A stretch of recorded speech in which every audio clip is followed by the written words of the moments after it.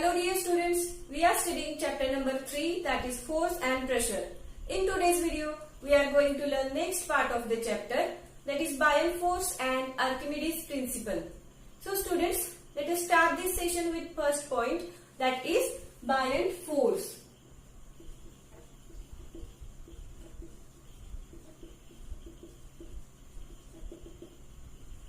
Now students, to study this point, one activity is given in your textbook. So let us see this activity here.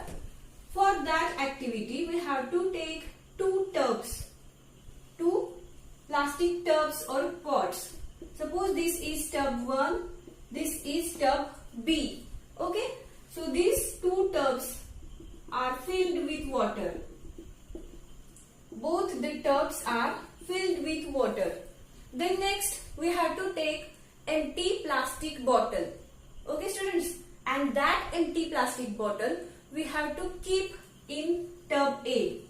So if we are trying to keep empty bottle into the tub A, then what we can see here, that empty plastic bottle will floats on the surface of water. That empty bottle floats on the surface of water like this. Okay students, now next we have to take same bottle, but next time that bottle will be full with water. That bottle will be full with water. Okay students, now next we have to place or keep that full water bottle into tub B, so that we can see that bottle deep swims or float inside the liquid. That bottle which is full with water, that bottle, plastic bottle, will float inside the water. That bottle float inside the water in this way. Okay students, so what we can see here, the plastic bottle which was empty, that was totally floats on the surface of water, where when we pour water into the bottle, and that full water bottle floats inside the water in this way. That bottle totally not settled at the bottom of tub. So that bottle not settled, not placed at the bottom of this pot, but it floats inside the liquid, inside that bottle. So why it happens? Students, see here, on that bottle, force of gravity or gravitational force is acting in this direction or in downward direction. So here the force of gravity, that is Fg, is acted in the downward direction. At the same time, a specific force is acted upon this bottle in the upward direction, and that force we call it as Fb. Okay students, so see here, empty plastic bottle or empty bottle that floats totally on the surface of water, where bottle which is full with water is floats inside the liquid, that is not settled at the bottom of tub. So why it happens? Because the force of gravity is acting upon this bottle from downward direction. At the same time, another force is acting upon that bottle from the upward direction in this way, and such force is called as the buoyant force. Such force is called as the buoyant force, which states that, we'll write the definition here, force acting on object, force acting on object in upward direction,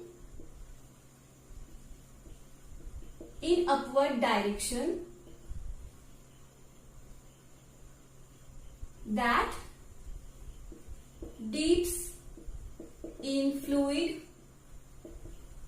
liquid or gases.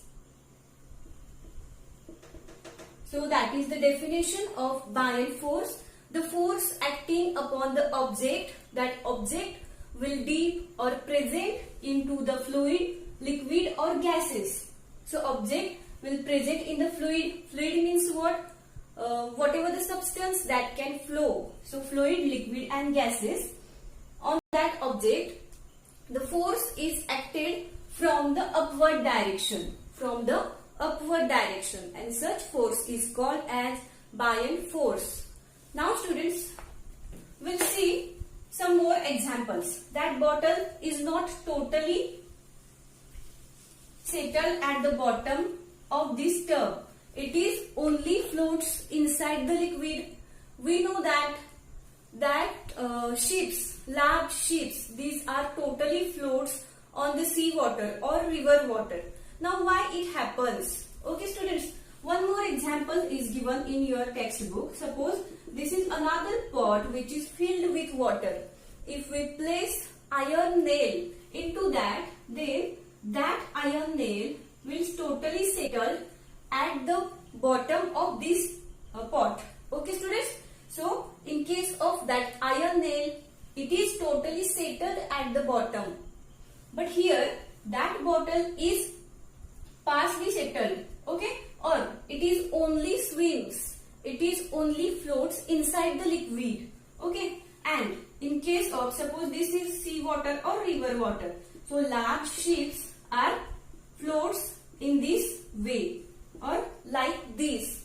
So why these different cases are happen? So why this happens? Now it happens due to that buoyant force, because buoyant force is mainly depends upon two things, and these two things, first of that is density of liquid or fluid, and second thing is mass of object. So students, see very carefully. Buoyant force is mainly depends upon two things, and that two things are density of liquid in which object present, and second, mass of that object. So here if we see that water is having less density, and due to that, or less density than that iron nail, so that this iron nail is totally settled at the bottom of this tub, okay. And next to that, here in case of that ship, it is having a large mass, so that is having a large mass, and also sea water is having large density. So large density is present, large mass is present, so that the greater buoyant force is acting here, and due to that force, ships are floats on the sea water. Okay students, now here also that bottle not settles at the bottom or floats inside the liquid because of density of this water and mass of that bottle is matter here.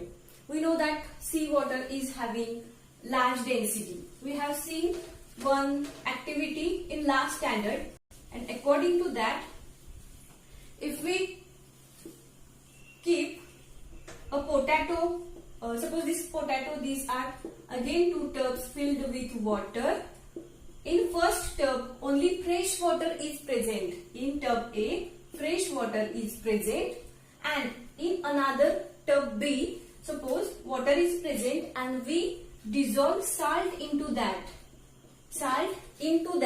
then the density of this water will be increases, so that if we keep potato into that tub, then that will be settled at bottom, and if we keep same potato into tub B, then that potato will floats on the water, because that is having large density, and buoyant force, if the density is high, then the buoyant force is also high, okay. And if the mass of object is high, then also the buoyant force that acting on that object will be high, okay students. Now see the next point, density. We know that formula to calculate density is equals to mass of object upon volume of object, okay. So mass is what? Amount of matter present into the object, and volume, space occupied by that object. Okay, so this is the formula to calculate density, and the units are, or the SI unit of this density is kilogram. Mass we can measure into the kilogram, and volume in meter cube. Okay, so the unit of this density is kg per meter cube. This is the unit of density. Now students, next point we'll see here, relative density of an object. Relative density. Now what is this relative density? This relative density of object is mainly depends upon, or it is depends upon the density of object, density of water. Okay, so that relative density is equals to density of object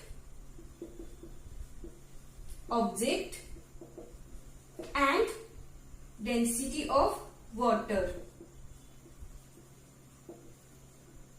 Okay students, and this is not having any unit. Relative density is not having any unit.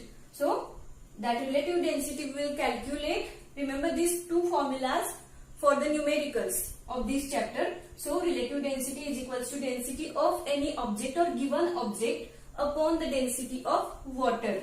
Okay, and this is the formula to calculate density of object, mass upon volume. This is the unit of density, that is kg per meter cube.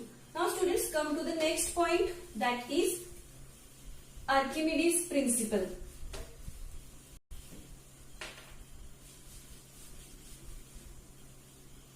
So next point will be Archimedes principle. Now students, it is also depends upon the buoyant force. One activity is again given in your textbook. For that we have to take two measuring cylinders. Suppose these are two measuring cylinders. One is empty where another is filled with water. You can perform all these activities at your home. These are very interesting and these are helpful to know us that points which are given in your textbook. Okay students, so see these cylinders, measuring cylinders are here. Just suppose, and one is empty, another is filled with water.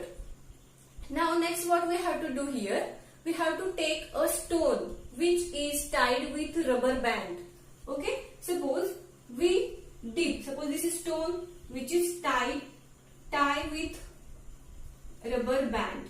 Then what we can see, just see here the length of this rubber band which is tied to the stone.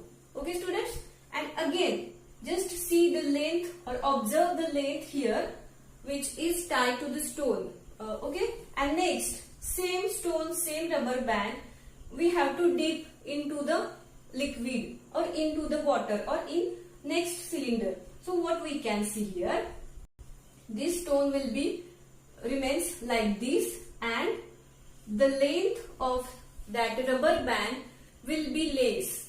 Okay, here the length of this rubber band is large, is more than length of this rubber band. So why it happened? Same stone is present, same rubber band is present, but here the length is large and here the length is short. So why it happens? Because here also that floats, stone floats into the water due to buoyant force, and the water level of this tub is slightly rise the water level, and due to that, means due to the buoyant force that is floats in the water, floats in the liquid, than this, so that the stretched rubber band gets loose. Okay, and the length will be short, and so that the length of this rubber band will be short. Okay students, so Archimedes principle states that when the object, will write here, when the object see very carefully, object partly or fully dipped in water or immersed in water, immersed into the water or any fluid, then buoyant force acting on object equals to water displaced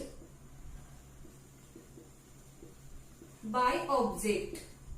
So see very carefully, this is very important point, that Archimedes principle, it states that when the object partly or fully immersed into the water, then the buoyant force acting upon that object is equals to, okay, that buoyant force is equals to water displaced by that object. So here the water level is rises. So water is displaced by that object and that is equals to the buoyant force acting upon that same object. So this is the relation between buoyant force and Archimedes principle. So these points, both the points are very important. So this is about the Archimedes principle. Okay students, now in the next we will see some examples depending upon this chapter. Now students, we will see here some example based on the force and pressure. So first of that example is to calculate relative density of object of iron if the density of water is 10 raised to 3 kg per meter cube and the density of iron object is 7.5 into 10 raised to 3 kg per meter cube. So they have asked here about the relative density of object. Now students, first we will write here given data, which is density of object is equals to 7.85 into 10 raised to 3 kg per meter cube and density of water equals to 10 raised to 3 kg per meter cube. So these two things are given and we have to calculate here relative density. Relative density of object. We have studied the formula to calculate relative density, and that is relative density is equals to density of object upon the density of water. So density of object, it is 7.85 into 10 raised to 3 kg per meter cube, where density of water is 10 raised to 3 kg per meter cube. Now students, here same terms will be cancelled and only 7.85 is remains. We know that, or we have studied that relative density is not having any unit. So the answer of question will be 7.85 is the relative density of iron object. So in this way we can calculate relative density of object. Now student, come to the next example, that is the area of the tip of screw is 0.5 mm square and the weight of that screw is 0.5 Newton. Then calculate the pressure in Pascal exerted by that screw. So here weight and area is given and we have to calculate pressure. So first we will write given things. So what they have given here, the area is 0.5 mm square. We'll convert this into SI. So 0.5 into 10 raised to minus 6 meter square. 10 raised to minus 6 meter square, and weight that given here is 0.5 Newton, that is in SI units. So next we know the formula to calculate pressure is that pressure is equals to weight upon area. Weight upon area. So we'll place the values in this formula. So what it becomes? 0.5 Newton, that is weight, and 0.5 into 10 raised to minus 6 meter square. So again here same terms will be cancelled, and what remains? Newton and minus 10 raised to minus 6 meter square. So that minus 6 power is present into the denominator. So we can write here, or it becomes 10 raised to 6 Newton per meter square. So that Newton we write here, that unit will be Newton per meter square. So the pressure exerted by the screw will be 10 raised to 6 Nm square, which is 10 raised to 6 pascals. Okay students, so this is about pressure. So in this way, by using different formulas, we can calculate all the things by the given things or given data. So in this way, this chapter is completed. In the next video, we will start with the new chapter. So you can solve the exercise of this chapter number 3 in your notebooks. Till then, thank you.